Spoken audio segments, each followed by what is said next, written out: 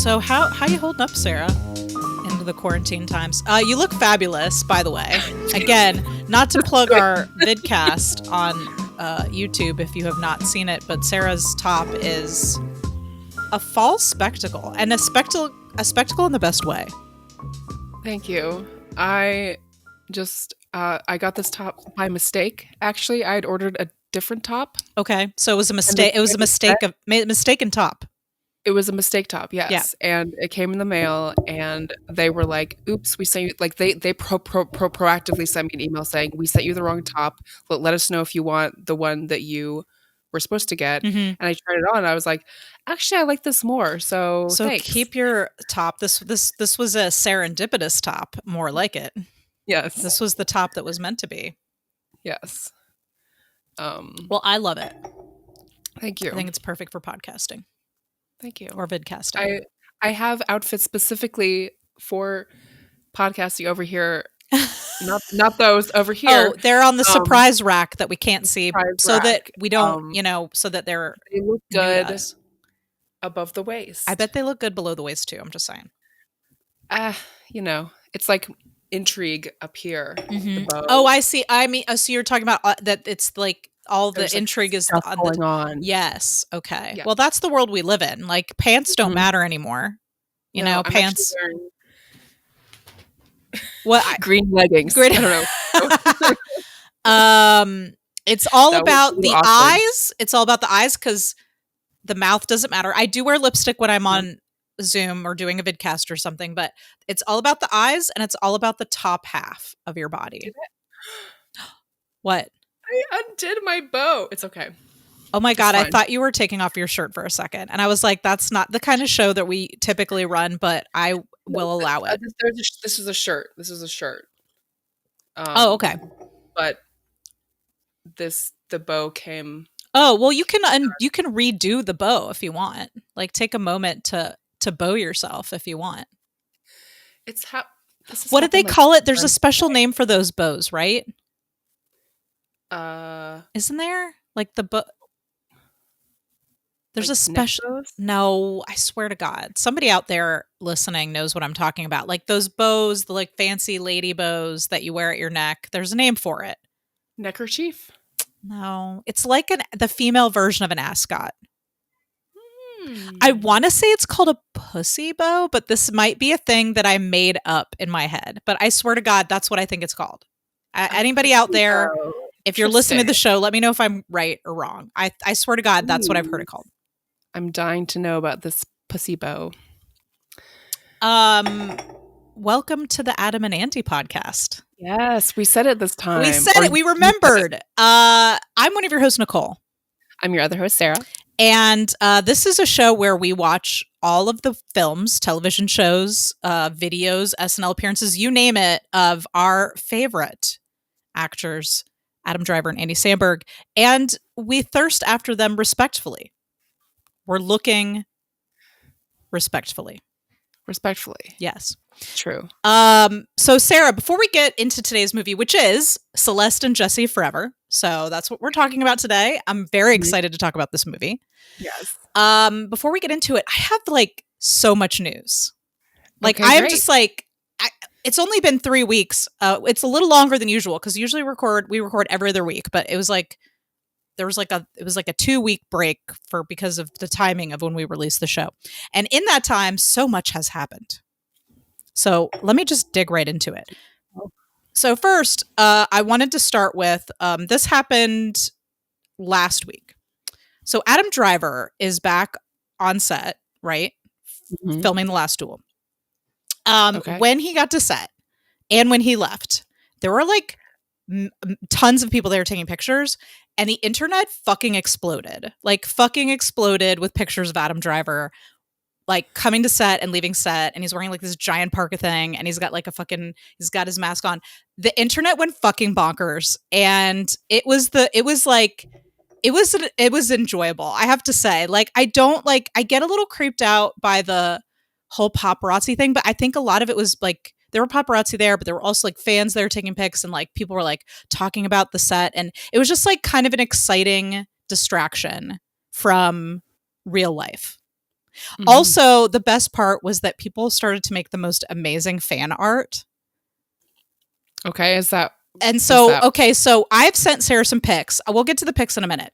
I've sent Sarah some pics of the main photograph, which is like a very close shot of him, and then some fan art that people made. Okay. Now, the second thing that happened was yesterday. In fact, let me just like look up real quick exactly. I need to look up exactly where this came from because I sent you the photo. So I'll show you the pictures in a minute. And I don't think I'm going to upload them to the social media because, look, if you want to look at the pictures of Adam Driver coming to set from Last Duel, they're out there. They're all over the place. And they're just like too many people posting them for me to properly credit where they came from.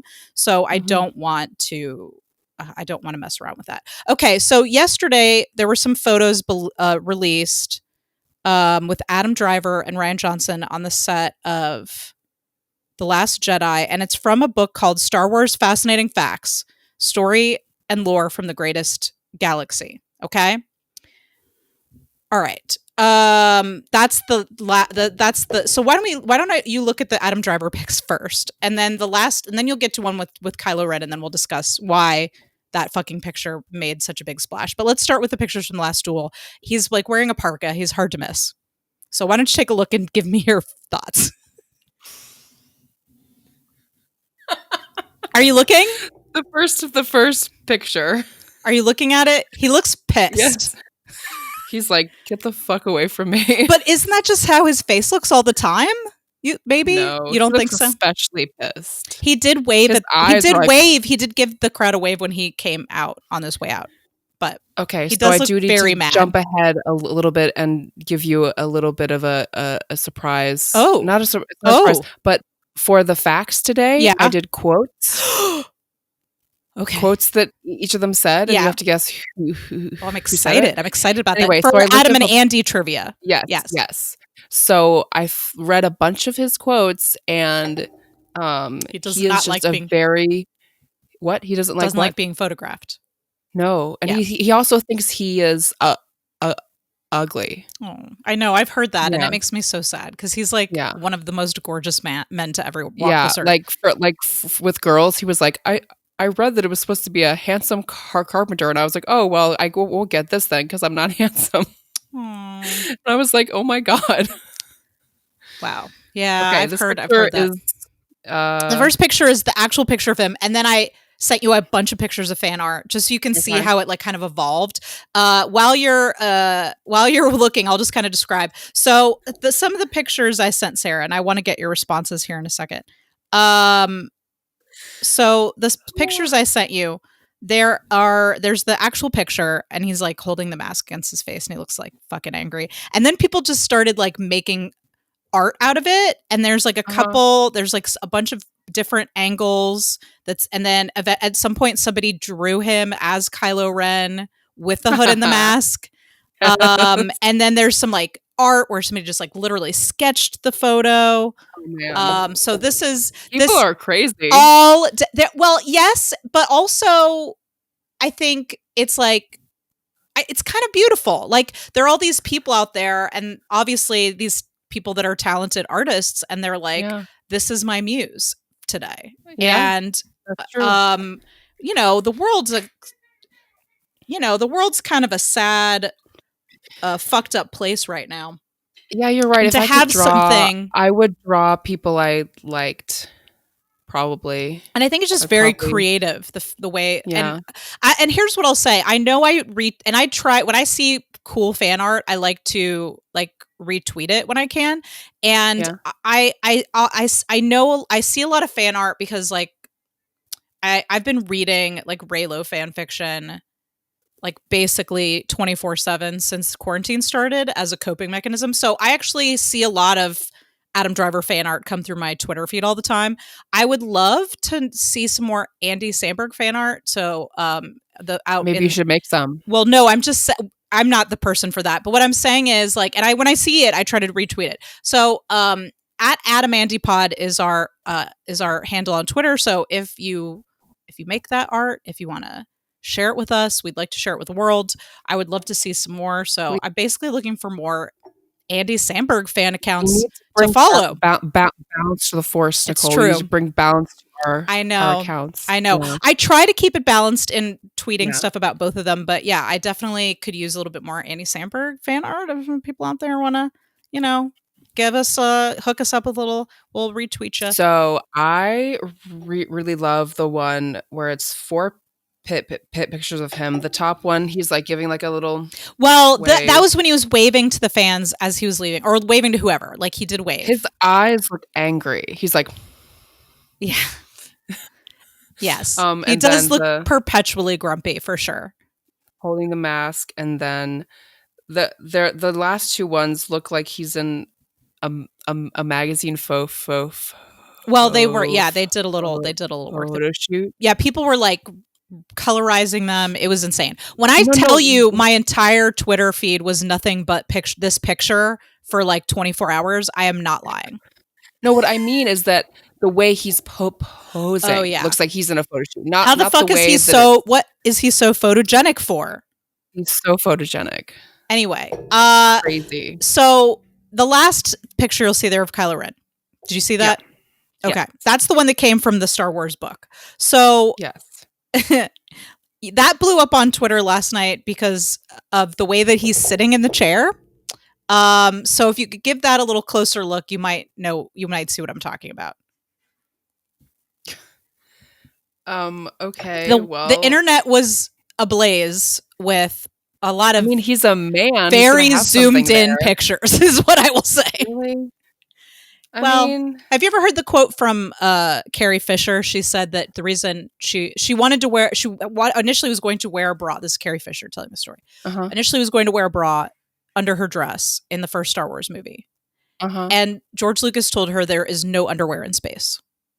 And so she can't wear a bra. Stop it. And so jokes, there was a lot of jokes about that and this photo. I'll just say that. There's no. Oh, that's so gross. God. And then what's gross? George not letting Carrie Fisher wear a bra. It was the 70s. I think maybe now she would have had a little bit. If they have the clothes in space, they're going to have bras. Like, just sure. But yes, that's the story. She says that there's no underwear in space, and that's why she's not wearing a bra. Yes, I see what they're talking about. However, I don't care about you that, don't care about. Yeah. I mean, that looks more like, can I be explicit? I mean, this is a thirst podcast, is it not? Respectful. We're respectfully thirsting. It's just very explicit what I'm going to say, but it looks more like testicles than like. Yes, no, it was all ball jokes. Ball jokes for the yes, it was all about the balls, Sarah. You are right on the money. It was balls. It was wall-to-wall balls last night on Twitter. Balls? Is what I'm asking. Well, who doesn't like balls? You don't like balls? You come for the penis. I feel like you can appreciate the entire package. You don't think so? Okay. Fair enough. They're just there, I guess. I don't know. I am not one to stare at a man's balls on Twitter, but they were in my face for like 24 hours, so I just thought I would share. Now, the last picture there is, I think I sent you. Didn't I send you also the fan art? Yes. That is my favorite, and let me find out who made that real quick. Oh my God. That is... Oh my God. I love it. Can I describe it? Yes, it's at the Twitter handle person who made this is at this garbage pick one on Twitter. And yes, please describe what you see. Okay, so we're all aware of Knives Out, the film that came out last year. Yeah, directed by Rian Johnson. So there's the link there between Rian Johnson, Last Jedi. I know that Rian Johnson directed that. Oh yeah, so good. That's too. Crazy. So fucking good. Very good. So the quintessential image of from Knives Out is the wall, the art, the chair, of all the knives, the fucking chair with all the knives. Yes, all the knives, and behind the chair, it looked like fucking Game of Thrones or some shit. So they put this artist did. This is fan art. Right. The fan art put the Adam Driver, who had been sitting with Rian Johnson with his balls resting respectfully on the chair. Comfortably. And they have said, Kylo Ren, Ben Solo, balls out. Yes, so it's a picture. Yeah, it's a picture of him as Kylo Ren on the Knives Out poster, but it says balls out. Balls out. Yeah. Mm-hmm. Anyway, so I just wanted to share some of the fan appreciation that was going on Twitter in the last 2 weeks. I appreciate the fan appreciation. And we want to balance the force. So I don't know what to expect from this request, but I would love some more Andy Samberg art as well. I love the Adam Driver fan art. It really, there's some really talented artists making beautiful art on Twitter, and it really brightens my day. And I just wanted to share a little bit of the quirky fun people that was going so much crazier about on the old timeline. Adam Driver. Oh, did I freeze? No, you're fine. Okay. I think the reason there are more people who are really, really into Adam Driver and not though there are Andy Samberg fan accounts too. It's just I don't see as much fan art. What I mean is the amount of people who are devoted to Adam. I think it's because he just has this raw, like, sexual, like, sex appeal. It's just like he's like mysterious. Yes, and kind I of see dark, that. Yes, and Andy is like cute and fun and silly, and I would argue that there were some very sexy moments in this movie that we're going to talk about today. Yes, so I would argue that. Now I'm just saying. No, I see where you're coming from. He doesn't have the same like. I sexual, like deep. But I've seen some really cute fan art of Andy Samberg too. There's a lot of Brooklyn Nine-Nine stuff out there. A lot of people are making fan art about Palm Springs, which I might have to watch again, honestly, because it just brought me so much joy. I saw it through 3 times. All right, you ready for some more news? Yes. This time some Andy Samberg news. Okay. So, very fun, exciting news that came out last week. And that is, sorry, let me pull up my notes here. Got to scroll past all the Adam Driver pics. All right, here we are. Super High, a superhero comedy starring Andy Samberg and Craig Robinson and Common, is being developed at New Line, it just says lands at New Line. So I'm not sure if they already shot it. Let me just see if I can get some more information about that. Anyway, so it's a movie with Andy Samberg, Craig Robinson, who I fucking love the two of them together on Brooklyn Nine-Nine, so I'm very excited, and Common, who I also love. And they're going to be in a film called Super High. The plot is about a special marijuana that gives superpowers to the people that smoke it. That's the plot of the movie. So that is... let's see. They got the rights to this movie. So I wonder if it's already been shot. New Line has prevailed. New Line Cinema, of course, the house that Freddie built famously. I don't know if you know this, but that was the production. That was the distribution company that distributed all the Nightmare on Elm Street films. New Line has prevailed in winning the rights. This is from Deadline to pitch Super High. So I guess that means that they're pitching. They're in development stage. Andy Samberg, Craig Robinson, and Common are attached to star. So there we go. Yeah, so it's just in development at this point. Cool. So it has not been shot. So presumably will be shot after. Now that all the unions have reached a deal, you can shoot things again. Now that we have all the COVID stuff has been agreed upon. So I assume that once that's all worked out, maybe we'll be hearing about a new Andy Samberg movie soon. Yeah. That sounds fun. Yeah, I think so. I enjoy good stoner comedy. And I love Andy Samberg and Craig Robinson together. So I'm excited about that. You keep saying Craig Robinson. I can't picture him. Oh, he's been on The Office. He was one of the guys. Office. Yeah, he's one of the guys. He was on Brooklyn Nine-Nine? Well, he on Brooklyn Nine-Nine, he plays a like recurring like criminal character who was like, I want to say he was like a cat burglar or something. He's the guy that Andy's always trying to catch, or I should say Jake. Jake always trying to catch him, and he is always getting away from him. And then they develop this weird friendship.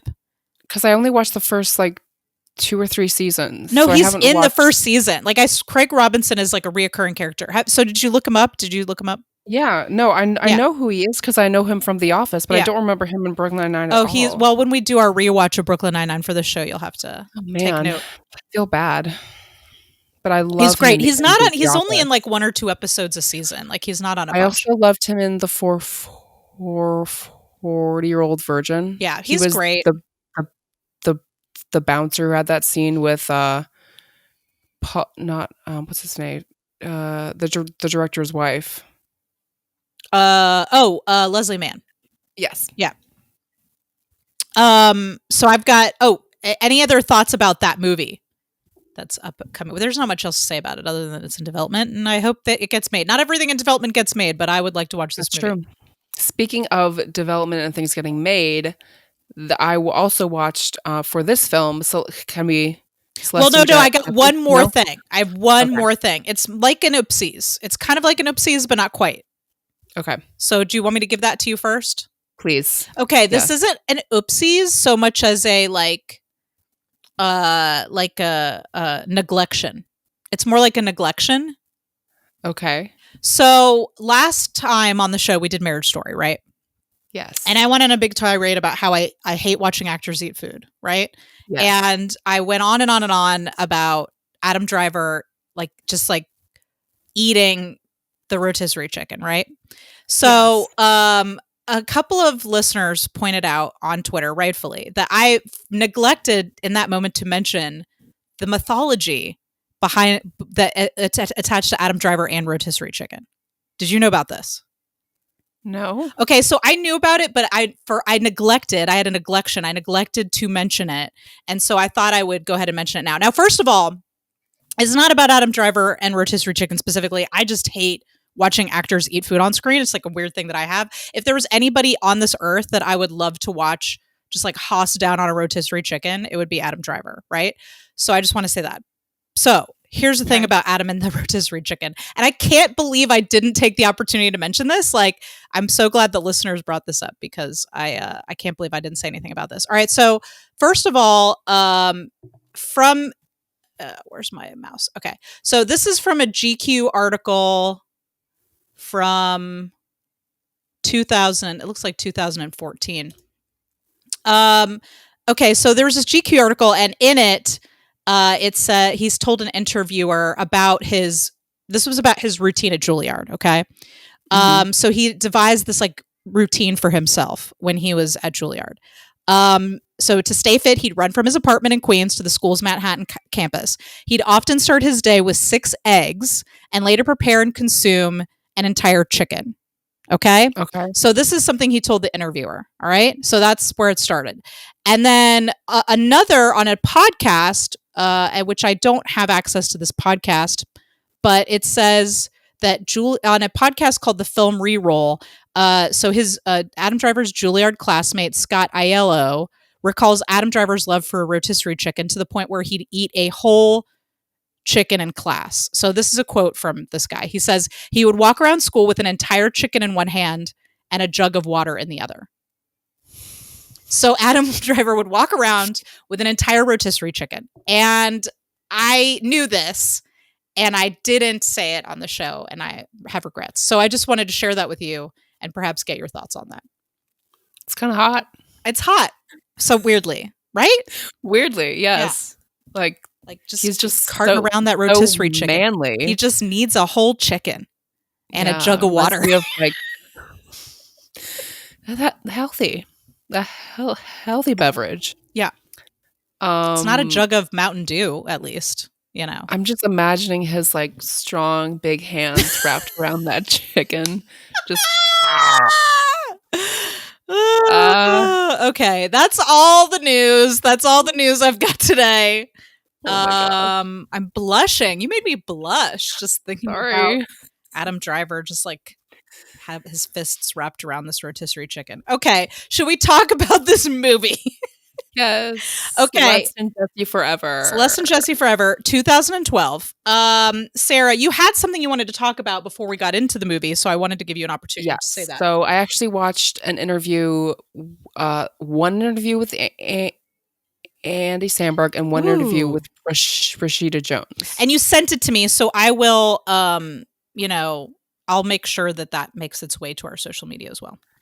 So the one with Andy Samberg, the only reason I sent that is because he's very subdued and very like flat emotionally, and like he's wearing like glasses and he's sitting up straight and doesn't have anything going on his face. So are you concerned about are you concerned about him? You seem concerned. No. Well, I was just like, wow, like he's just very like, I mean, I guess you hear that about a lot of people who are comedians, that they're not as fun or funny. Well, I've seen interviews with him where he's fun, but maybe he was having an off day. I don't know. Maybe an off day, but like he was talking about how he was talking about parts that he likes to go after, and he's like, well, I'm not really like, I'm more of a comedian. I'm not really an actor. There are actors who are better at acting than I am, and there are that makes me so sad in my heart because I thought he was so good in this movie. But there are actors who are not as good as comedy as I am. So he was like, I'm good. But the way he was just saying it was just very like analytical and emotionless, and just like, wow. I was just like, whoa. Okay. Well, I'll check this out. Did you get any insight about the movie? Also, a friend of mine saw Celeste and Jesse at the at Sundance, and he sent me a video from the Q&A, which I need to watch. Oh, wow. So I'll send that to you, and I'll share that because that video is public. So he said I could share. But he has video from the Q&A at Sundance. So that's cool. So the only thing I got from the interview besides his behavior was that he's very he doesn't like rom-coms, and he has stayed away from them, and he felt like this that's weird because isn't Palm Springs basically a rom? I mean, it's a rom-com with time travel. Well, he said that he would only do a part like this if the script was special. And he said that this script was special, and Palm Springs, as we can attest, is special. Yeah. Okay. Well, I respect that. So, I respect that. Yeah. And then the one with Rashida Jones, I learned a lot more. Okay. So she actually co-wrote this script with Will McCormick, who also was in this. Okay. So who did he play in the movie? Her friend, who is her pot D. Oh, I was wondering who the fuck that guy was, because I was like, I haven't seen him before. Like, how did he end up in this movie? Like, I haven't really seen. I'm sure he's been in other stuff, but I just like haven't seen him a lot. Okay, that makes sense. Yeah, so he co-wrote it with her, and she wanted to she wanted to write a rom-com that was not about a meet cute, but it was about a breakup. Yeah. And she wanted to avoid the tropes, and also they talked about how she and Andy met when he was like pre SNL, when she was on the Chappelle Show. So this was like back in the day before that they were, either of them were like super famous. And they became friends then, and so they were friends and stuff, and she wrote this script, and he read it. This was like years before it was made, and he loved the script, and then he like very subtly, like way too subtly, was like, I really like this part, like for me, but like he didn't come out and say it until like way later on. And she was like, if he hadn't said anything, I wouldn't have asked him to play it. I wouldn't have cast him. Okay. And she said that she's glad that he said something, because she says the perfect one for this. So the last thing I learned is that, so they're friends and whatever, and they have to be romantic in this film. And she said it was so like, it's like very awkward at first, because like you're making the film with your friends and you're acting the film with your friend, and you have to be like sexual and stuff. But they had such good chemistry. Like their chemistry was so good. But can you imagine having that kind of chemistry with Andy? Like our friend Andy. Our friend. Well, I mean, I think that here's what I'll say about that. I think that when you are friends with someone, there's like I think there's a level of comfort and trust that while having to be in those kinds of scenes might be awkward, I think they'd be awkward with anybody. But when you're in a scene with someone that is you trust and you feel safe with, I think that allows the chemistry to be more natural. Like you can tell that they are like, they feel like real friends. And that is like the heart. I mean, I feel like we're already getting into this movie, but I feel like the heart of their relationship is this deep friendship. And it feels very real. It does. It felt so real. And as Rashida said, they had been friends for years. So it was real. Ugh. This movie, Sarah. This movie. Did you enjoy it? We didn't even talk about if we even enjoyed it. I think it's a great movie. This movie is really, really good. I have to say that, well, first of all, I think I've seen this movie before. Okay. Now this movie came out in 2012. And in 2012, I had given birth to my son, Lucas, who is actually turning 8 tomorrow. So I think I watched this on Netflix. I know he's turning 8. Can you believe it? I thought that was just shock, but it was just gas. It is shock. It is shock because I met him when he was less than 1. Yes, that's true. So I might have been in a newborn fog when I watched this because I don't remember a goddamn thing from this movie except for the Dick and Balls logo. As soon as that came on, I was like, Chris and I watched this today at like 6 o'clock. No, at like 5 o'clock. No, 3 o'clock. Why am I telling you what time it is? Who cares? Anyway, we watched it this afternoon before the podcast. And he was like, I've never seen this movie. And I was like, yes, we have. But we didn't remember anything about it until the Dick and Balls thing came up. And we were like, the Dick and Balls. We've definitely seen this. But that was like the only thing we remembered. I didn't remember anything. In fact, I thought that they got together again at the end. In my head, I had decided that they were going to get back together. Spoiler alert, they don't. They don't. Sarah, I shit you not. I was so sad after this movie ended that I had to have makeup sex. That's how sad I was after I watched this movie. Oh my God. I was like so sad. I just felt empty inside. I was like, they're not going to get back together? What? I guess we can talk about how I feel at the end. Well, yeah, we'll get back to the ending. And I just wanted to say that. Did I like it? Yes. Did I feel good afterwards? No. I might have felt sadder after watching this movie than when I watched Marriage Story. I know, it's fucking crazy. I didn't feel sad throughout watching it like I did in Marriage Story, but I definitely, at the end, when the credits rolled, I was like, but what? Like, that's how I felt at the end, where I was just like, I feel like I recently saw a film like kind of like this where like it ended in like not in a good way, and I was like, it wasn't a bad ending. I just didn't feel happy with how it ended, and that's not against the movie. Made sense. Yeah, I guess realistically it does, but I'm not happy about it. I don't feel good. I don't feel good about how it ended. You know. Anyway, what do you want to go to something on your list, Sarah? So this, sure, of course. So did you like the movie? Perhaps I did. I thought it was very sweet. I thought it was well done. I thought it was well written, well acted. Surprising, I guess, that it's a rom-com. Like I tend to like. I love a lot of like certain rom-coms, like Palm Springs or like Nora Ephron. It didn't feel like a rom-com to me. It felt like it more like really feel like a rom-com, like a indie rom-drom. An indie rom-drom. Yeah, I think it's more like a rom-drom. Yeah. Because it had funny moments. Yeah, which is actually first on my list is how it starts is the masturbating of the chapstick. Well, I wouldn't say that's the first scene, but it's certainly memorable. It's not the first scene. That's what I remember.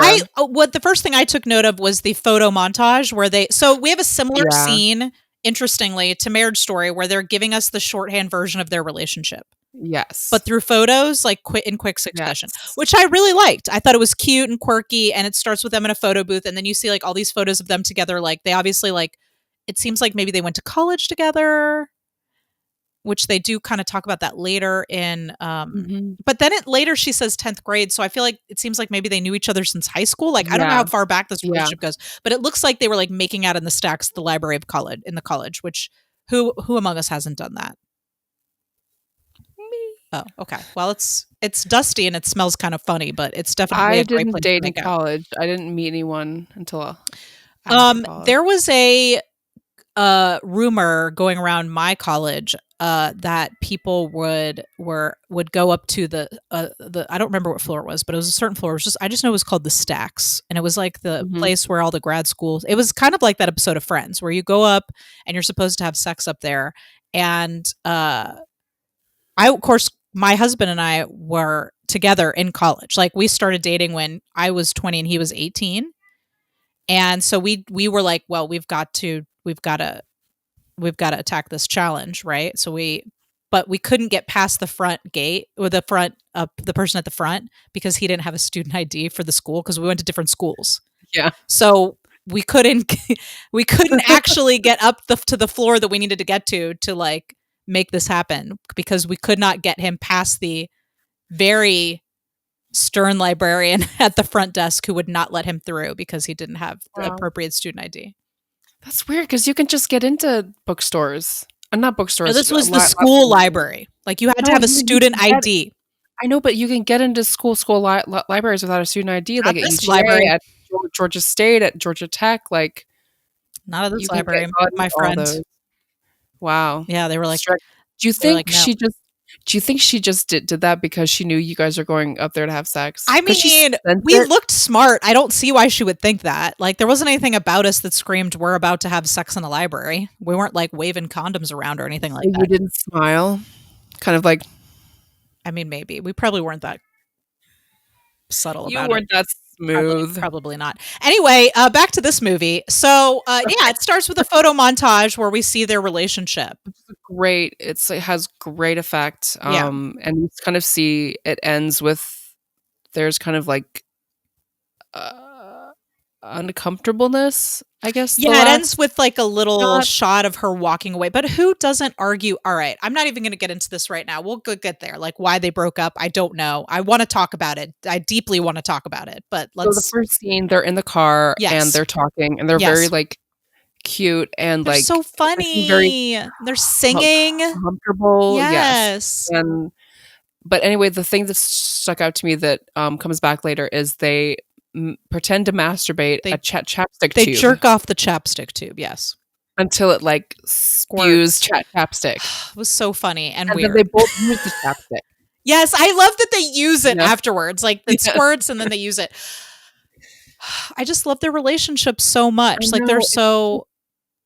It's such a specific joke, such a specific thing that they both think is funny. Yes. Yeah. And later they do it with the corn. Would not think it's funny. Yeah, they do it with the baby corn later, and at the wedding, and his new girlfriend doesn't get it. Yeah. She's just like, yeah, I don't get it. Yeah. But I did love that touch. That felt like a very nice touch to have something so specific. I'd like to piggyback on that and say that I also liked their bit in the restaurant where they were pretending to be German and talking about tacos, and they were it was so relatable to me because they were talking about how she wanted him to order some tacos, and he was like, and she's like, I'll just have a bite of your tacos, and they're doing this in this weird German like over like fake over like really exaggerated German villain accent, right? Yeah. And so she's talking about how she wants him to order the tacos so she can have a bite, and he's like, yeah, but we all know that you're going to eat most of my tacos, and like, why don't you just get the tacos? And it's like this argument you always have, and that Chris and I always have, where we're like constantly negotiating, because we always do this. I order something and he orders something, and then we kind of share it, but we have to negotiate like what we're going to get and how that'll be fair every time we go to a restaurant. Yeah. Yeah, I've done that too.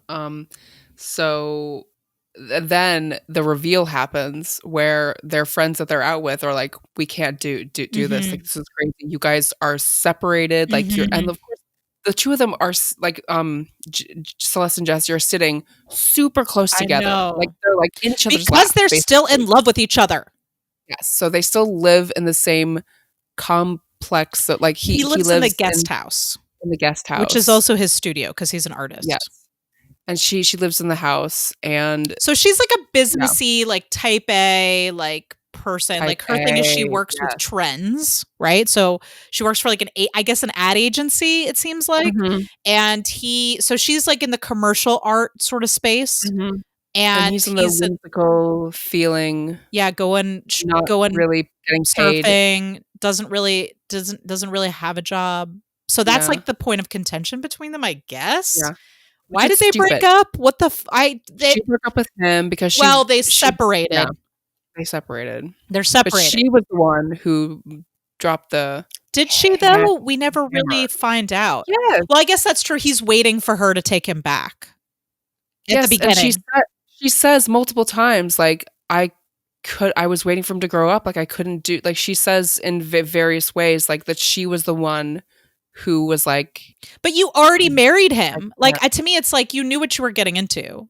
Like, he also, here's my thing. And I'm not bashing on, what's her character's name? I keep calling her Rashida Jones. Celeste. Fuck, that's the name of the movie. Hello, Nicole. Anyway, I'm not bashing Celeste because I actually like that she is complicated. Like, we want to see that. We want to see a character who makes mistakes, a woman who makes mistakes. We want to see that. But in my heart, I was just like, why are they not together? Like, first of all, so what if he doesn't have a job? Have some babies, let him stay home with the babies, and you go have your high-powered career. Like, it's perfect. Yeah. You don't even have to worry about it. He'll stay home with the babies, and he'll paint while they're napping, and you go off to your high-powered job, and then you come home at night, and he'll, you guys can have tacos. I'm going to start crying. This is like, so this whole movie, I just wanted them to get back together. I'm like, I don't understand why they're not together. It was like, it made sense to me in Marriage Story, like why they're not together. I get it. In this movie, I was just like, they should be together. They want to be together. And she's just too stubborn. And again, like, I'm not saying that is a bad thing on the movie. Like, I have said time and time again on our other podcast, The Feminine Mistake, how I want to see complicated, flawed women. Like, I want to see that. And this movie delivers that. It just, the side effect of that, where it was that I was like, oh, I really want to see her overcome this.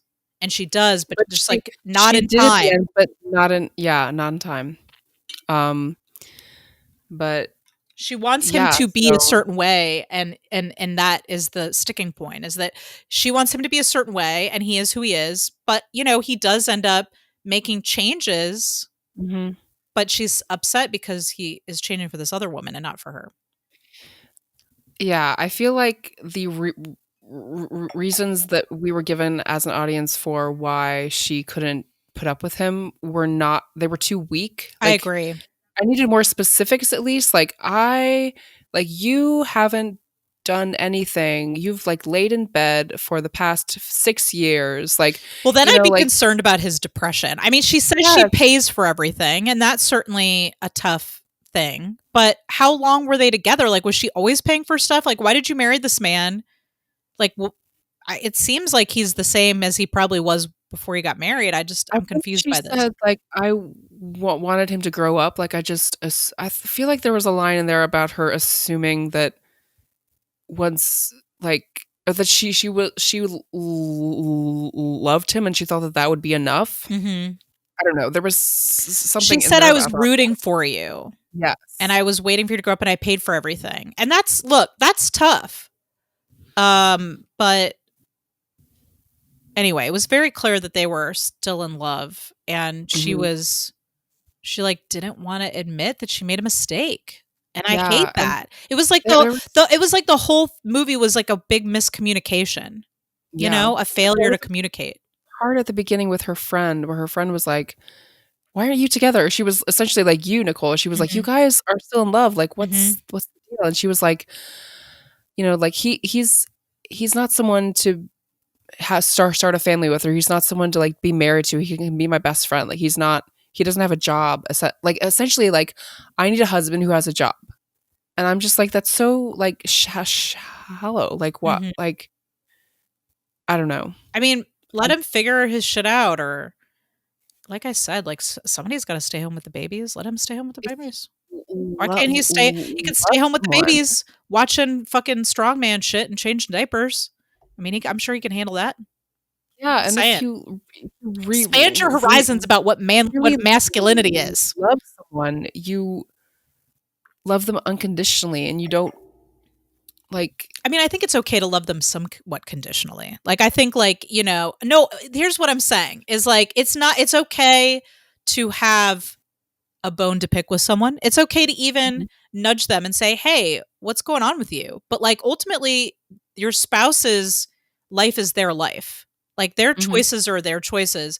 And unless they're making choices that are like dangerous or detrimental to your own life, like, him not really knowing what what his career path is not really, it's not up to her to decide. Yeah. And it didn't seem like it was causing them hardship. It's not like he had a gambling problem or he was an alcoholic or he was like stealing her money. I mean, it just seemed like she had an idea of what her husband should be like, and he was not fitting that ideal. And that seemed to be Yeah. the crux of the issue. And she liked control too. Yeah. She wanted, because she wanted to be in control, and she felt like she couldn't. I'm not saying that she was a control freak, but I have like to wonder if she was having some kind of like quarter life crisis. Have you ever heard of a quarter life crisis? And I think that typically happens at 25 or whatever. And I think they were meant to be a little older than that, but like maybe she like had been with this man her whole life, basically, and married him, and then woke up one day and was like, "Is this it?" I get that. I totally get that. But then you wise up and realize you're still in love with him and get back together before he fucking marries someone else. Yeah, and so I had a problem with Veronica. Can we talk What's about her Veronica? name? Because I have so much to Yeah. say about this. Please, you start. She just seemed to be a very convenient person just tossed in there. Yes. Very convenient pregnancy. Yes. Also, so they were split up for 3 months and he had sex with this other woman and got her pregnant. Yeah. Like, I feel like she had a right to be a little more mad about that. Yeah. I was like, did he cheat on her? Like, well, if they were separated, no. But as I said to Chris, I would still be mad. Like, I'd be mad at you. And he's like, but they're separated. And I was like, I don't care. Like, he shouldn't have slept with someone else. Like 3 months ago, like they could have still gotten back together. What the hell? Like because how long have they been 6 months. Been separated? 6 months. Okay. At the beginning of the movie. So they had been separated for 3 months, and then he slept with someone, and then probably because he was sad, because she made him live in the guest house and kept him there as her pet. Well, so I get that. 3 months I think is okay. Like, I think that like if it was like the next day, but I would be like, put a fucking condom on or something. Jesus. The hell? God, I don't know. How? I don't know. Like, how? Come on. And she was hurt, and there was a time when she was like, I wanted to break up, but not like this. I didn't want it to be like this. Yeah, it's like, well, you can't choose how your breakup is. Yeah. Yeah. You know? Well, maybe she wanted, let's talk about this. What did she want out of this? It's clear that she didn't want to actually, like, she wasn't ready to really divorce him. So was it a bluff? Was it? I think it was a bluff for him to try to change. Like, if we split up, like maybe he'll change.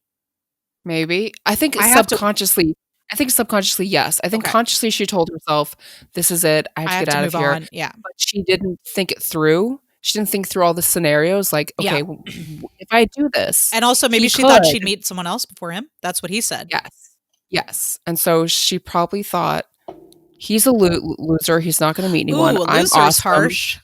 No. What I mean by that is he's not a loser. I'm just saying, in her mind, she thinks he doesn't have a job. He's not going to find someone before I do. I'm like this high-powered, awesome person. I'm definitely going to find someone before him. And it never entered her mind that could not be true. Yeah. Here's what I'd like to say about Veronica. I think the actress was fine. Yes. She did a fine job. Yes. But I wish that I had liked her more. Like, I wish I'd liked Veronica more. I think it should have been harder for me. Like, I should have wanted to root for him a little bit more to be with her, because that's a big deal. Like, he's decided to be with this woman. They're going to have a baby. He's obviously conflicted about it. He's still in love with Celeste, but she broke his heart. Like, for the last time, he was like, that's it, you know? And he gave her many chances. Like, he even comes back at the very end and tries, like, he gives her one more chance and she still doesn't take it. They just like snuggle on the couch. So like, he tried a bunch of times to let her know that he still loved her before she was ready to say it to him, you know? Yeah. But I wish that Veronica had a little more depth. Yeah. She didn't have depth. I think it's partly the casting. Like, they cast this beautiful, kind of milquetoasty woman, and again, she did a fine job, but they didn't have a lot of chemistry, and she wasn't very interesting. Like, can you imagine if they had put somebody else in there, like, I don't know, like a Kristen Wiig or like a Maya Rudolph, or, you know, like just somebody else who was also a great comedian, who's a good actor, who would have made that role, like, would have given, like, it was a small role, but I feel like it would have had more impact if that person was also somebody. I'll say this, like, so on The Office, Rashida Jones played a character where she was in like a love triangle with Jim and Pam, right? Yes. And because we like Rashida Jones so much, we wanted Jim to be with Pam, but we also didn't want to break her heart, because we really like Rashida Jones. Yeah. I wanted something more like that. Yeah. Otherwise, I didn't care for this milquetoast thing that we got. There's even a line in there where their mutual friend, who I forget what her name is, Beth, I think blonde, Beth, maybe. Anyway, I really liked them. That couple, I liked them a lot. Yeah, and so Celeste says she's stupid or dumb or something like that, and she was like, and her friend was like, she's not stupid, she's simple. Yeah. But why? Why does she have to be simple? Like, why? I don't get it. She's not Celeste. Like, I guess they had to make her more, like, less. But they awesome didn't than have Celeste. to. They didn't have to do that. They didn't have to do that. Anyway, it's just like, I feel like it's one of those things that happens in movies where, like, there's just like a dearth of interesting female characters, even in a movie that was written by a woman. But casting is not her choice. That was the director's choice. I will also say that even though I really love Elijah Wood and I thought he was really fantastic, I wish that a woman had his role. Like, I wish that character had been a woman. I wanted, like, in a movie that is, I mean, this movie's called Celeste and Jesse Forever, but it's really about Celeste. It's not about Jesse, really. Like, she's the central character. And I would have liked to have seen more women in her life. Like, yes, we did get Emma Roberts, but, like, I don't know. It's like, I mean, she had Beth. Yeah, but I like, why? Like, think about how many men are usually in a movie, even in the small roles, you know? I just like, I would have liked to have seen more women in her life. There weren't that many. She had like Beth, and later she had Emma Roberts, and that was about it, you know? Yeah. I mean, Andy didn't have anyone not Andy, I'm sorry. Jesse didn't have anyone besides he had two friends. Girlfriend. He had his two friends. Two friends? Yeah, he had the weed dealer guy and also the blonde guy whose name I don't remember, who was very funny. Oh, who was Beth's fiance / because they were all college buddies. Yeah. Anyway, I see this happen a lot in movies where there's just like, you get one female best friend and that's it. Like, that's all you get. At least you got two in this movie, but one of them was like, she was like a baby, Emma Roberts, who was great. I thought she was awesome. But anyway, I just like, it was the same thing with Veronica. Like, I'd like to see more just roles for women, a little more meatier, even in the supporting roles. Like, I feel like you had really great actors in the supporting roles for most of the characters, but Veronica was like very bland. Yeah. Anyway, those are my thoughts on Veronica. I would have liked something a little bit more there. What else you got on your list? Christmas Messina.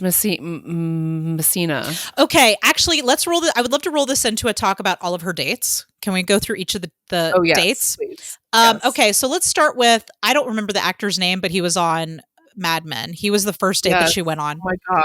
We also watched a movie with him where it was a horror film. He was the villain. Summer of '84. Yeah. Yes. What is his name? Fuck. Do you have the IMDb out? Okay. So while you're doing that, I'll talk about it. So she goes on this date. It's right after. Is it after he goes on the date with the yogurt girl, or is it after she meets the girl in the bookstore? I think it's the girl in the bookstore, maybe, that she meets. I want to say it's after she meets Veronica at the bookstore that she goes on this date. Anyway. Who am I looking up again? The actor who played the date that she went on, who was also on Mad Men and in Summer of '84. Anyway, so she goes on this date with this guy, and Jesse is there watching a game. So he's moved out. We didn't really talk about this, but like he's in the guest house. She asks him to build the IKEA furniture. They have sex, and then in the morning he's like, basically thinks, he wants to be back together, and she's like, it was a mistake, and that's it for him. He's like, I'm done. Which is like, God, like, Celeste, you're such a dick. Like, well, I mean, it's because she's still in love with him, but she doesn't want to admit it to herself. But yeah, she fucked up real hard because she like ripped his heart into pieces. Yes. And if there's anything that makes me feel sad inside, it's watching Andy Samberg's heart get ripped into a bunch of pieces. I was just like, oh, another movie where he gets his heart broken. I know. Oh my God. Well, he kind of deserved it in Palm Springs, though. He didn't deserve it in this movie. I'm not going to get into this again, but he had sex with her hundreds of times without telling her. Because he loved her. I know, but still, I get she had a right to be mad at him. Anyway, we're not talking about Palm Springs. The actor's name. Rich Summer. I knew it was like Richard or something like that. He played Max, not Mac, not Matt. Oh, I love that part. She can't even remember his name. That was hilarious. She's like, "This is Mac," and he's like, "It's Max." He was so good-natured. He was so like not nice about it. Like if it were me, I would have been like, I would have been making faces. So he's there, she's there. Why does she go to that particular restaurant? Does she know that's a place that he likes to go watch games? Did she want to be seen? Maybe it can't be a mistake that he's just there watching a game while she's having a date. You know? It seems like it was intentional. And she just like, she's just the worst you could possibly be on a date with. She's like, oh my God, my ex is over there. Oh my God, he saw me. Oh my God, he's she's like, you should leave. Cool. I think she just wanted to make him jealous. No? I really do. Which is valid. Who among us has not wanted to make someone jealous by bringing a date to the place that we know our ex is going to be watching a game? I did that, yes. Did you really? I did not to the place I used to work. Yeah. And so the person who I thought would be there was the guy who broke my heart, but the guy who was actually there was the guy whose heart I broke. Ooh. So it blew up in your face. Yeah. Ooh, that's not I was good. like, shit. Yeah. But yeah, I love that when Jesse, first of all, it's a little weird that Jesse goes over and shakes his hand and is like, hey man, like it's they're like, they don't have boundaries. They have no boundaries. Yeah. And so when Jesse leaves, she's like, I love how she like looks at him. She's like, so do you like bread? Like she just doesn't even know what to say to him. I was like, what? But yeah, he's afterwards. Yeah. And he's very cool about it. Like he's, like I said, like I would have been like, look, like what is, like, no, you know? Well, he's basically like, you're not over your ex and you need some time away. He was very sweet at the end. And she was like, I know. We're just not a match. Well, because she's in denial. She's very type A and she's in denial. Yeah. Okay, so then the next guy is the young guy who sings very badly. God. Oh, God. She should have at least just boned him just to get it out of the way. She really just needed a rebound bone, don't you think? He's so young. I could not. But he's young, but his dick works. I mean, I'm sure his dick works great. He's 22. I mean, don't date him. No one should date 22-year-olds. Not even 22-year-olds should date 22-year-old men. And Rashida Jones was probably in her. I would say she was in her early 30s. Early 30s. She was around where I am, and I would never. Like, well, let's see. If Andy Samberg right now is 42, and this movie was made in 2012, he would have been around 34, 33, 34 when this movie was made. So they were in the early 30s.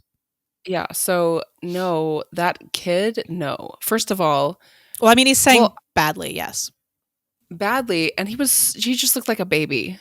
Like, okay. I can't have sex with a baby. Like, well, nobody wants to have sex with a baby, but he was an adult man. I mean, he's not somebody you continue to go on dates with, but I mean, look, if she had one, honestly, Sarah, I'm just gonna say, man, woman, whatever. It does. Let me start that again.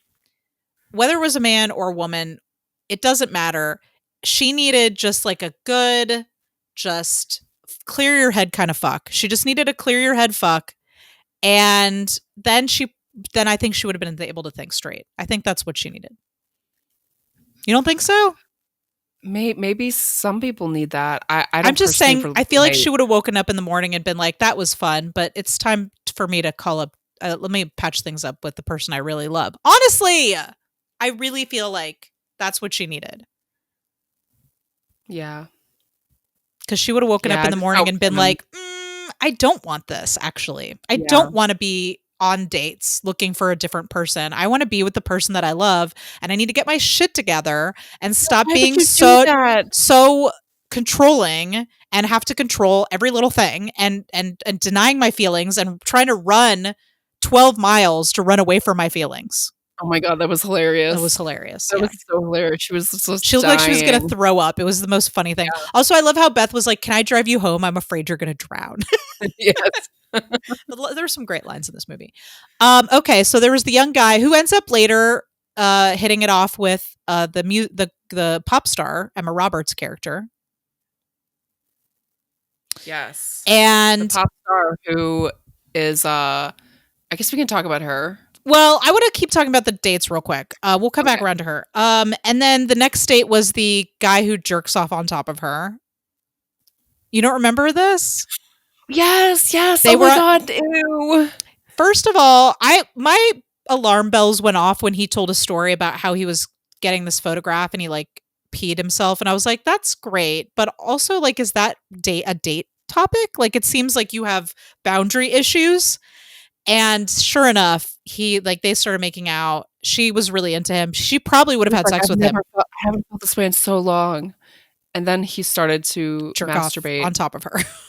Like through his pants. Well, no, I think he had his dick out. Like, you can't masturbate through your pants. Into his pants. Like, they panned out. Only probably because this is that. Well, they can't show him with his dick out in a movie, you know. Like, we can show women just like vaginas all the live long day, but you put a dick in a movie and they're going to make it like, they're going to put that, they're going to rate that thing X. No dicks. Yeah. Can't have a dick. Yeah. So she was just like, she had to like lay there and she was like, no. And she got up and he was I love how she was like, don't. She's like, it's going so well. Stop. Why would you do this? God, and that was line gross. Was perfect for that like disappointment. That's just like, oh God, kind of like I felt when you were there when this happened. Actually, when I was messaging with a guy on Match, and it was going so well, and we like set a date, and I was like, hey Nicole, we set a date, and then the very next message to me was, do you prefer length or girth? Oh yeah, and you were like, oh, this is over. I was like, we're done here. Like, we're done now. Seriously? Okay, and then lastly we have Chris Messina.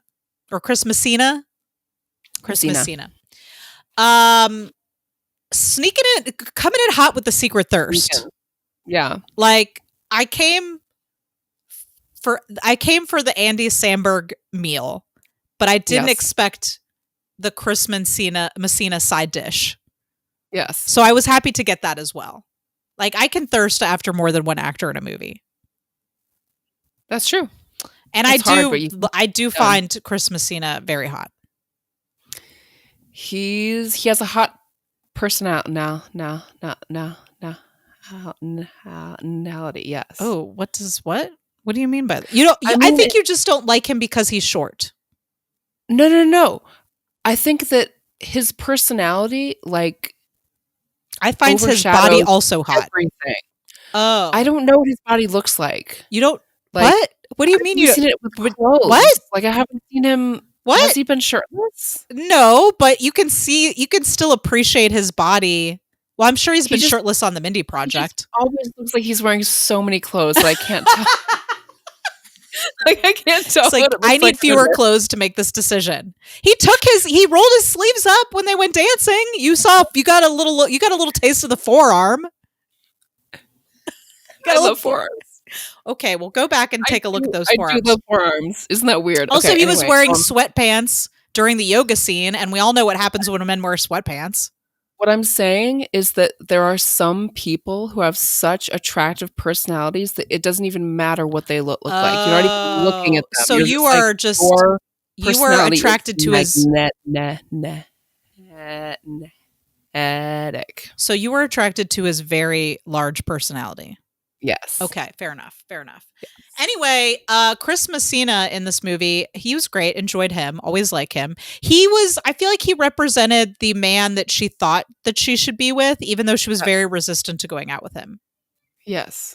Well, he did kind of like, I kind of loved the scene where he just is very boldly like, hey, are you single? Like, he says a few little small talk things, and I was like, are you single? And she's like, but what I liked about it was he was so awkward. Like, he wasn't it wasn't fully confident. Like, it was like he was saying it into the cubby, and also the woman comes in and he's like, good flow today. Like, he was just like awkward but trying to be confident, and that's what I thought was really endearing about that. Really cute. Really cute. But I didn't want them to get together. I didn't, because I wanted her and Jesse to get back together, but I did love him. Also, I really love the part where they're at the Halloween party and she's telling him everything that's going on in her life, and he's like, okay, so you just want to be right? And she's like, no. And he's like, well, do you want to be right or do you want to be happy?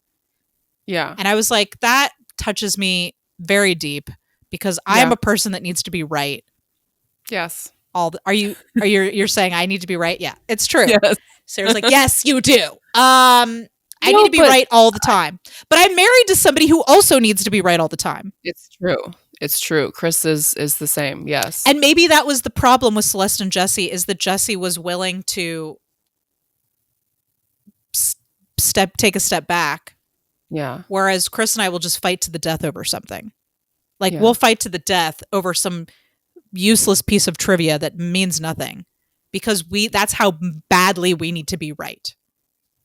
And that's the level of rightness that Celeste feels like she has to have. She is willing to throw away they were married for 6 years. They were probably together for like 6 or 7 years before that. Mm-hmm. She's willing to throw all of that away just because she has a certain idea in her head about the way her life has got to be. It's stupid. But I mean, look, people do that. It's relatable for sure. But yeah, so Chris Messina coming in with the side dish thirst, coming in with a little hot side dish, and I liked it. Yeah, I did really think his character was very endearing, and I definitely liked his character more than I liked Veronica. Yeah, this is what I'm saying. Like, imagine if Veronica had just a skosh more personality, how that would have made this whole thing more interesting, that they're both with people that are interesting. Like, what if Veronica had really been a good choice for him, and that what was holding him back was that he was still in love with Celeste, which is totally believable. Like, Veronica doesn't have to be a dud. Yeah. She can be interesting and fun and having his baby, and he can love her too.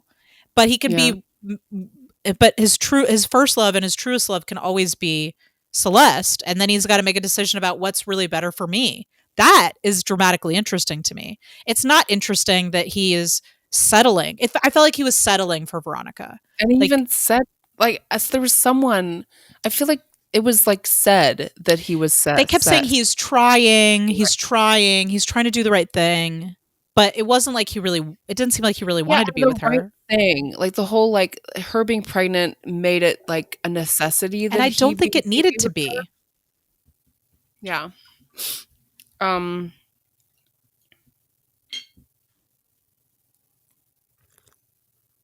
Okay. All right. I think I'm coming to the end of my list here, so I think we could probably wrap it up. Well, okay. Well, what you got? Emma Oh yeah, we could talk about Emma Roberts. Sure, let's do it. So that character was brought up as this horrible pop star who Celeste did not respect, and then because Celeste has to be right about everything. Yeah, and so they eventually develop some kind of friendship, but only after this person, her boyfriend, cheated on her, and she reached out to Celeste to. After Celeste said some very nasty things about her on the voicemail. Yeah. By the way, settle something for me here, because she was leaving a voicemail, right? Yeah. Excuse me. Sorry, I inhaled my tea. I aspirated my tea. So help me out with something here. Celeste left a voicemail for what's her name? The pop star. I don't remember what it was. I should know because Riley something, Riley Dick and Butt. I don't know. Yeah. Which I love that the gays really took that on. That was beautiful. I love it. So she left a voicemail, but then when she finds out it's a recording, she throws it in the bushes. Yeah. And I was like, she can just delete the voicemail. Like, it's still recording. And Chris and I had this whole argument during the movie where he was like, you can't just delete a voicemail. And I was like, yes, you can. There's literally a part at the end where it's like, would you like to save this message and send it? Or do you want to re-record your message? Like, almost every voicemail is like that, right? When you're leaving a voicemail, have you ever hit the pound key? Oh. When you hit the pound key, 9 times out of 10, a little voice will go, are you satisfied with your message? Would you like to hear it? Would you like to record it? Would you like to send it? Like, you can end the fucking, you could fucking delete the voicemail. I did not know that. I've never pressed the pound key when I've left a message. I always press the pound key just to know what my options are. Anyway, next time try the pound key. And not every phone will do this, but I feel like I'm sure she could have erased that message. But anyway, it doesn't seem like she listened to it anyway. She was on the call. She just dropped the phone, and I thought to myself, I was like, she didn't press end. Mm-hmm. But I didn't know if that was important. Well, yeah, Chris knows that too. Okay. I feel like we should wrap it up here. We should wrap it up. So Sarah, final thoughts on Celeste and Jesse Forever, which, despite the fact that I wish it had more Andy Samberg. I did love it. I love this movie. Yeah, it was good. I did enjoy it. Yes, I feel like they should have been together, but I feel like by the end of it, they were both okay with not being together somehow. Like, she called up Christmas Messina and said, "I'm ready." You know, and Jesse was with Veronica, and I didn't feel satisfied with that, though. Like, I did not feel satisfied with that ending at all. In fact, I felt profoundly sad, and I'll tell you why. Because I married my Jesse. You know, like, I married the person that I met when I was young, and I married my best friend. And I said this during the Marriage Story episode. There are periods in your relationship with somebody where you have ups and downs. Like, you're doing really great, and then you're not doing so great. And you're getting along and you're fighting all the time. You're growing apart and you're not growing apart. It happens in every relationship. And I'm just really sad that they didn't get a chance to grow past that. Like, I'm sad that they didn't get to have, like, Celeste and Jesse didn't get to have what I have, which is to be with your best friend, to watch them grow older, to grow up, to watch each other have different interests, to watch each other progress in your interests, in your careers, in your lives, to share in that journey, to have children together. Like when he says to her, like, I'm going to cry just talking about this. When he says to her, I'm having a baby and I can't believe it's not with you. Like that just like shatters me. Like to have a child with the person, your best friend, and to see that person reflected in that child and to have that journey together is so incredible. And what I'm most sad about is they never got the chance to grow past this rough patch. That was just a rough patch because they were still in love and there wasn't really a good reason for them to get divorced other than stubbornness.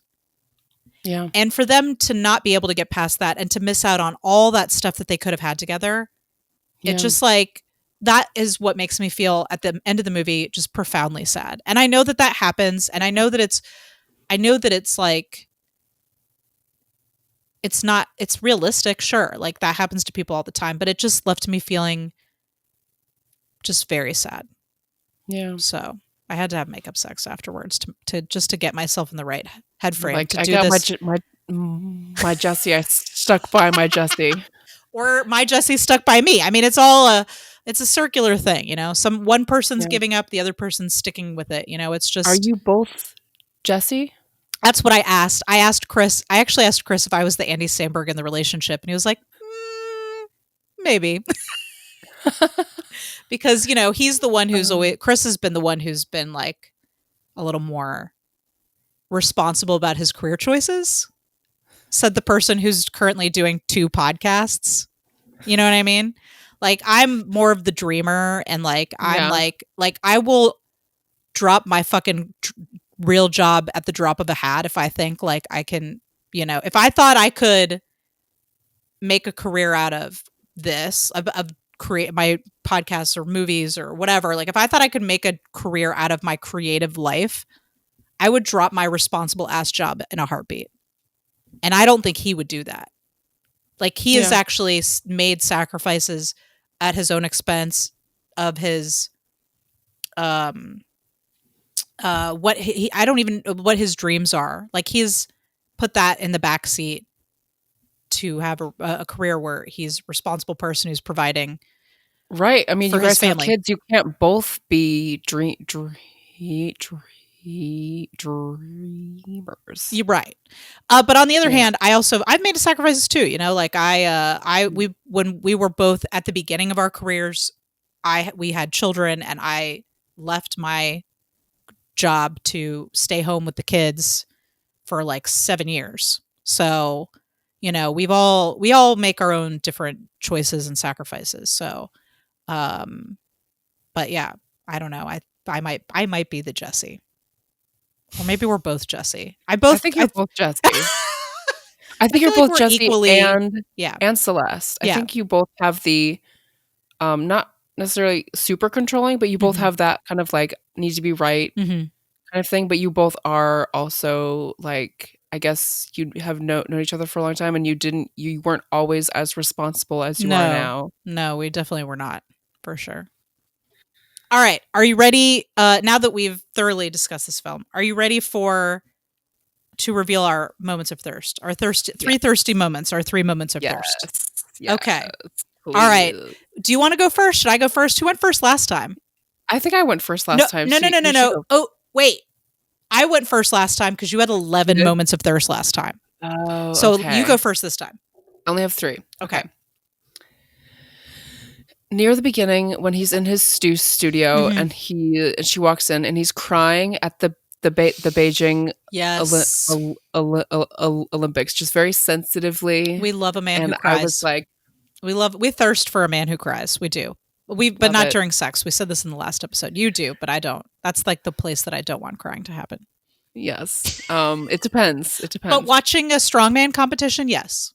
That's totally a great place for tears.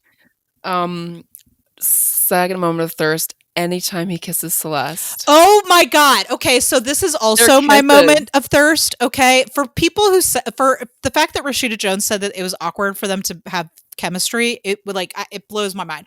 First of all, it's not just the kissing. Like, I don't know if it's because they did all these like tight close-ups with these telephoto lenses in this movie, but Andy Samberg's lips were just like magnificent. I don't know if they had a person in hair and makeup like fluffing his lips every day, but they were just pillowy and soft. And like every time he kissed her, it just like my whole body tingled. I was just like, I wanted to kiss those lips. Oh my God. Like, it was like that was I have some other silly moments of thirst here, but those were like, that was the top. Like there was, I don't know what was going on in this movie, but is like his lips were just so unbelievably hot in this movie. Yes. And he like, for me, the hot part was not necessarily the lips or like the actual act of kissing. It was the emotion behind it. Like he was so in love. Yes, he loved her so much. Feel the love. Yes. It wasn't just a kiss. It was the love. Yes. Yes. Okay. Third moment of thirst. This is like a sorry. I just need a moment to fan myself. Just give me a second. My thirst moments are such like a roller coaster. So that we have the crying, and then we have like the kissing, and at the end, when he's having the fight with her on the street, and he tells her she'll be alone for forever. It's like the last thing he says to her. Ooh. There's just like something in his eyes that's just like fierce. Okay, and because I was like, that made you thirsty. So this is why. I'm not gonna question. Because his character was finally standing up for himself and saying, like, I am not going to take my heart being broken over and over and over again. Like, you're going to be alone forever, bitch. Like, oh, so painful. The things what they said to both each other. Like, he didn't need to say that, but he did need to stand up for himself. Yeah. Yes, and there was something in his eyes and his face that was just very like. The rage, the tiger came out. You liked it when the tiger came out, is what you're saying. When his particular tiger came out. Yeah. Okay. Fair. Okay. Well, we've already said the number one on my list, which is Andy's soft, kissable lips. That was my number one moment of thirst in this movie. The second moment of thirst I have is him building the IKEA furniture. I don't know why, but I think it's because I hate, like, I don't do my taxes anymore. I haven't done my taxes in probably 15 years, and it's not, or maybe 10 years. And it's not that we don't do taxes. I just fucking don't do my taxes because Chris always does the taxes because I don't want anything to do with it. I don't care. You know that meme that was, or that scene from Schitt's Creek that was going around where like Eugene Levy is like explaining to Dan Levy what things are deductible on taxes. Anyway, that's me. I just like, I don't give a shit. Like I have other skills. Okay. I have other things that I bring to this relationship. I don't do taxes and I don't put together furniture. I don't. In fact, when I do, Chris gets so bitchy about it because I don't do it his way. Like, it's like, because I just don't, I'm not that particular. Like, if the shelf is a little crooked, I don't care. Like, I don't care. Get out of here. But he will talk about it for 10 years. Every time he looks at that shelf, he'll be like, I fucking can't believe you put that thing together crooked. He will talk about it for 10 years. And so I just literally am like, I'm not going to put any of this together. And right now I've got a bookshelf that I want to put in my office, and I haven't put it together because I'm waiting for Chris to do it because anyway, there's just something that turns me on about a man putting together some furniture that I don't have to put together. That's it. Yeah. And I love that he gave up and made art out of it. Ugh. No, I love it. And he got so mad. He got so mad at it, and it was sexy. Yeah. Okay. Totally. And then the last thing is just Andy Samberg ordering a meal at a vegan restaurant. He just like ordered that vegan food, and I was like, yes, I like it. I talk about that cashew sauce. I don't know if I've said this on the podcast before, but I am vegan, or I have been for the last year. I do eat fish, so I don't know where that. I guess I'm more of a pesca vegan. I mean, I don't eat dairy. I don't eat any other meat. I don't eat eggs. I don't eat generally animal products except for fish.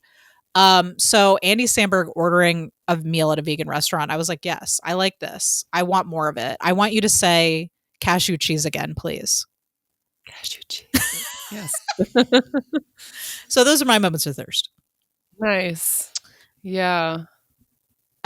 He's very cute. He was just sweet. Generally adorbs. He was like adorbs. And everything we've seen him in Palm Springs and adorbs. What was that awful film? Oh, That's My Boy. That's My Boy. Yeah. And that he's endearing and adorable, and sweet. Yes, and he is. Like, I wanted them to get back together. I'm still upset about it.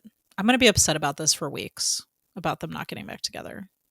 As you would imagine, I'm normally up for pretty much anything in the bedroom, but I can't tell if what happened was weird or sexy. Shall we do some Adam or Andy trivia? Yes. Okay, I'm ready. So I'm ready for this. I'm ready. I've been working out my mental muscles, and I'm ready. So for some reason so each time I look up trivia or facts, I go down a different internet hole, and the hole I fell into today was quotes. Ooh, quotes. I like it. So I'm going to read a quote for each, and you have to guess who said what. Okay. Here's the first one. Okay. I'm ready. I was living in a small town in Indiana, working as a telemarketer and a vacuum salesman. I was really bad. The vacuums seemed to always be falling apart. Every time I did a demonstration, I'd say, "This is the material the astronauts used on Apollo 13." And no sooner had that come out of my mouth, something would malfunction. Okay. This is going to be cheating, but I know that Adam Driver's from Indiana, so I'm going to have to say that that's probably Adam Driver. Okay. Yes. I got it! Also, I think now, the idea of him trying to sell malfunctioning vacuums is the most adorable thing I've ever heard. Like, I just see him like getting really angry at the vacuum, and I just like it a lot. That just makes me happy. So would you like to hear Andy's quote? Yes, absolutely. Beyonce was one of the craziest performers I've ever seen. Certainly Prince. I saw him play in LA last week. It was incredible.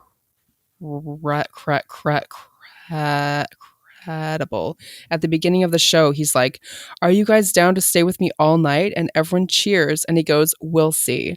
And then he's right, because half the audience bailed. He did like 8 encores. That dude clearly bones for hours. He's the sting of being Prince. He's the what? What was the sting of being Prince? Sting? Oh, yeah. Oh man, that sounds like a fucking great concert. Who would leave a Prince concert early? How fucking dare you? You stay. If Prince is giving you his time, you stay until the very last fucking second. That's true. Wow, Sarah. Very true. Those were great.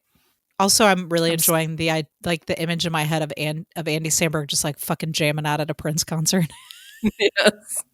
And staying the whole time. I know, and just staying every last minute and just giving everyone the stink eye that's leaving early. Who leaves a Prince concert early? Who does that? Who does that? That was amazing, Sarah. Thank you. Another bang up job on the Adam or Andy trivia. I loved it. Quotes are great. Bring them in anytime.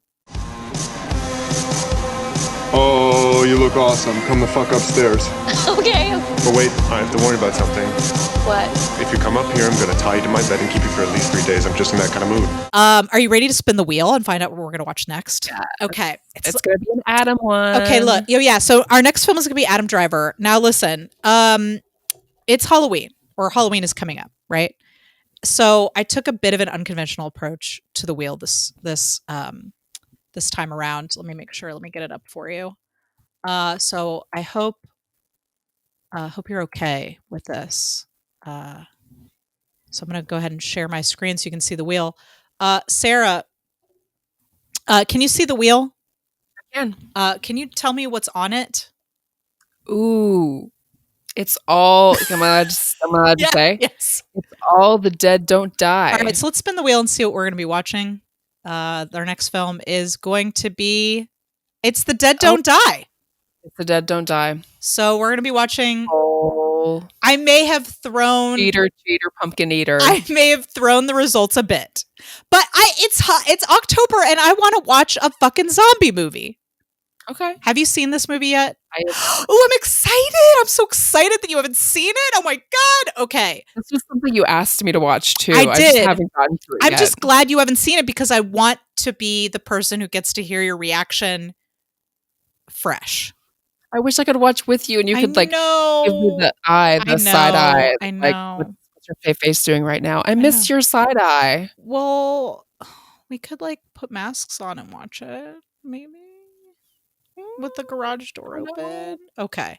Anyway, The Dead Don't Die is going to be our next film. Yes, I worked the system. Okay, guys, it's October. I want to watch a zombie movie.